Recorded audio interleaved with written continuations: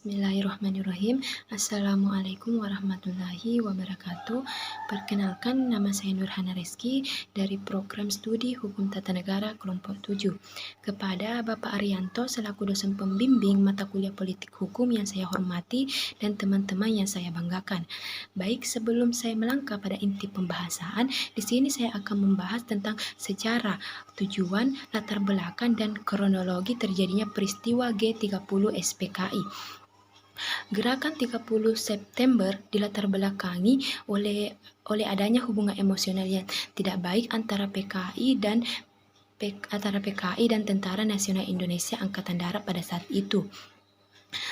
Gerakan 30 September adalah gerakan yang dipelopori oleh Partai Komunis Indonesia yang dipimpin langsung oleh Dipa Nusantara Aidit, di mana Partai Komunis di sini berlambangkan palu arit yang sangat menentang agama dan menjadikan agama sebagai candu.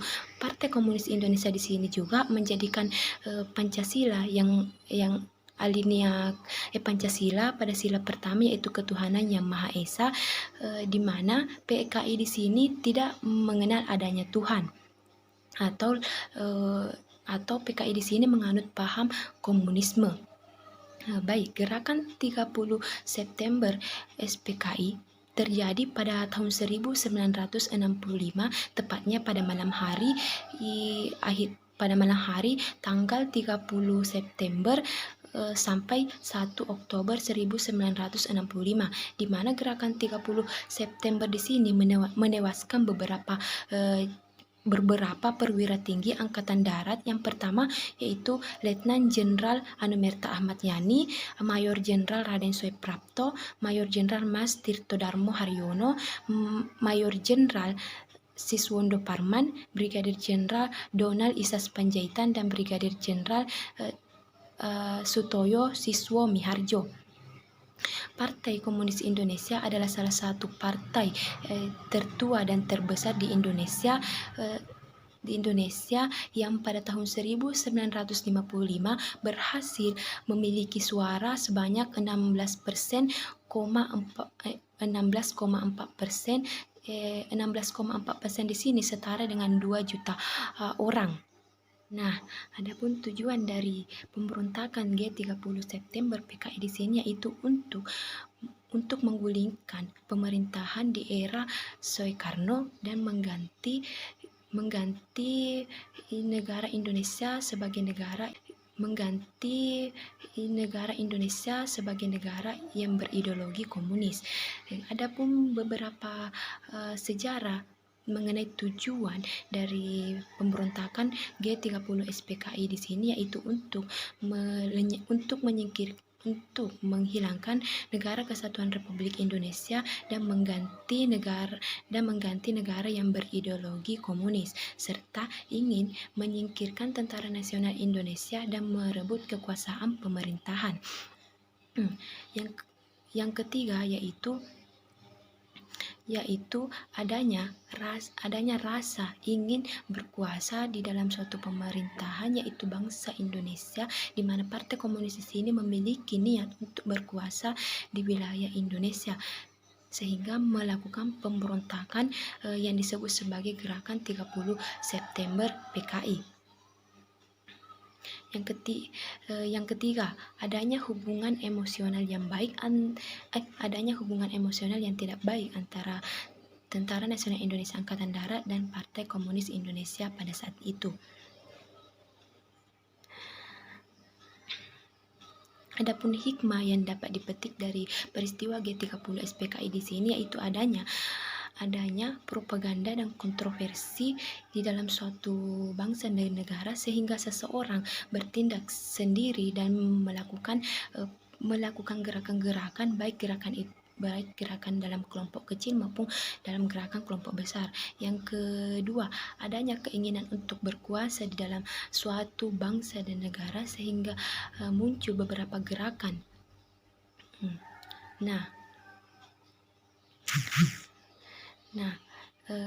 Adapun hikmah politik yang bisa diambil dari peristiwa G30 SPKI di sini ada yang namanya yaitu nasionalisme, agama, dan komunisme.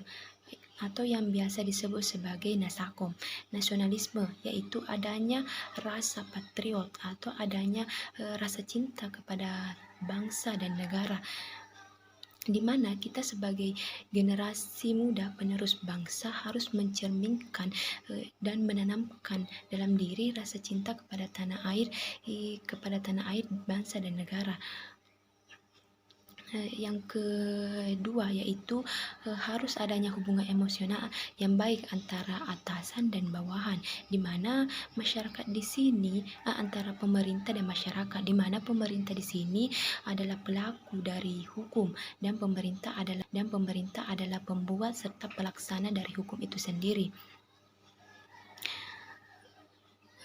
Nah, serta dari gerakan 30 September PKI di sini kita dapat mengambil hikmah, yaitu dari pendidikan karakter kebangsaan, di mana pada sekarang ini kita sebagai generasi muda perlu menanamkan rasa cinta kepada tanah air, karena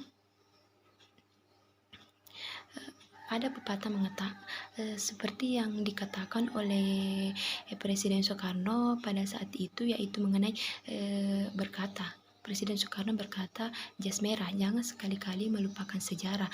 Maka dari itu kita sebagai generasi muda penerus bangsa harus memahami pengkhianatan dan kekejaman yang dilakukan Partai Komunis Indonesia pada saat itu.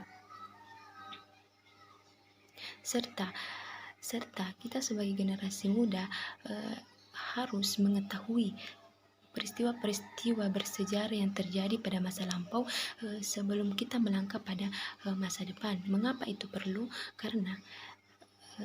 Mengapa itu perlu? Supaya kita lebih mengenang dan lebih mengetahui peristiwa-peristiwa kelam yang pernah terjadi di Indonesia, dan supaya rasa cinta tanah air terhadap diri sendiri itu ada.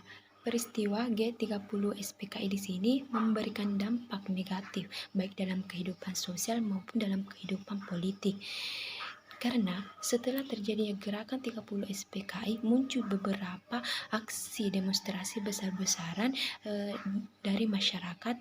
Yang pertama muncul beberapa gerakan, yaitu gerakan yang disebut KAMI, KAPI, dan KAPI, di mana masyarakat di sini menuntut dibubarkannya Partai Komunis Indonesia karena dengan alasan akan mengancam kehidupan Indonesia di masa yang akan datang. Dan masyarakat Indonesia pada saat itu khawatir akan terjadinya pemberontakan kedua kalinya yang dilakukan oleh Partai Komunis Indonesia jika Partai Komunis Indonesia ini tidak dibubarkan. Nah, itulah tadi peristiwa gerakan 30 SPKI dan hikmah yang bisa diambil dari peristiwa. Bidang kurangnya mohon dimaafkan, sikir fikir amal soleh, walahul muwaffiq ila aqwamit thoriq. Assalamualaikum warahmatullahi wabarakatuh. Assalamualaikum warahmatullahi wabarakatuh. Perkenalkan, nama saya Nurul Mita Salwan Estayap dari Prodi HTN 7. Pada kesempatan kali ini saya akan memberikan tanggapan mengenai gerakan G30 SPKI. Untuk itu kita harus tahu dulu apa sih yang melatar belakangi gerakan G30 SPKI ini.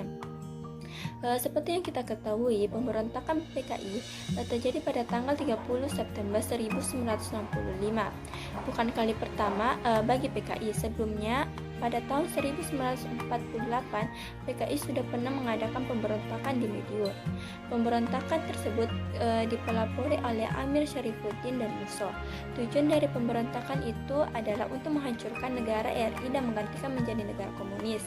Bahkan dengan adanya siaran dari Presiden Soekarno tentang Nasakom, Nasional Agama Komunis, yang sangat menguntungkan PKI karena menempatkannya sebagai bagian yang sah dalam konstelasi politik Indonesia. Hal ini hanya akan membukakan jalan bagi PKI untuk melancarkan rencana-rencananya, yang salah satunya sudah terbukti adalah pemberontakan G30S PKI yang dipimpin oleh DN Aidit. Pemberontakan itu bertujuan untuk menyingkirkan TNI Angkatan Darat sekaligus merebut kekuasaan pemerintahan. Selain itu, karena ingin merebut kekuasaan, ada juga faktor yang membuat mereka melakukan pemberontakan itu, yaitu yang pertama, Angkatan Darat menolak pembentukan Angkatan Kelima.